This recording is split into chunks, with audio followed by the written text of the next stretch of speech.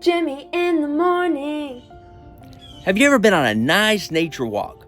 Just you and Mother Nature. You can hear the birds, you hear the wind blowing the leaves, and you're just like, man, this is nice. And sometimes it is nice just to be all by yourself. But have you ever been on that same walk and this giant snake jumps out and you scream at a really high-pitched voice and you start high-stepping it because you don't want that snake to jump up and bite your ankles, and you just wish, man, if somebody else was just with me that wasn't so scared of snakes, they could go check and see if that snake's still there. No, that's never happened to you? Just me? Well, regardless of your fear of snakes or not, I have a feeling that at some point in your life, you felt all alone and your hope tank was on E. I mean, everything seemed to be going wrong in your life. And the trusting in God thing was just maybe a little more difficult than it usually is. But I got good news. Faith is not an individual sport. No, God's put us all together. He's put us together in community. In fact, Hebrews 10, 24, and 25 reminds us that we need to encourage one another.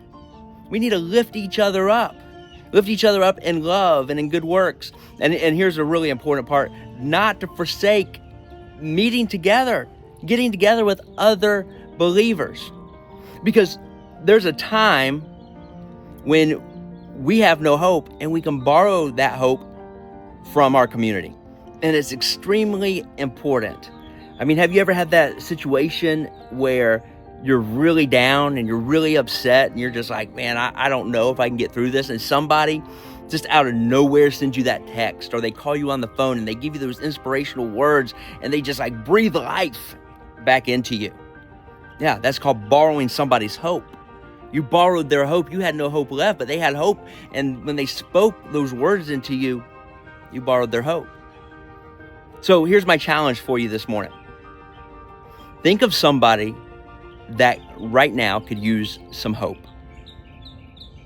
and send them a text, maybe give them a little call, maybe a visit, whatever it is that God lays on your heart, and let them know, hey, you may be going through a difficult time right now. Maybe your hope tank is on E, but you can borrow some of my hope. Because that's what it's all about. Us as believers, just leaning on each other in community. Grace and peace. I love you. Have a great morning.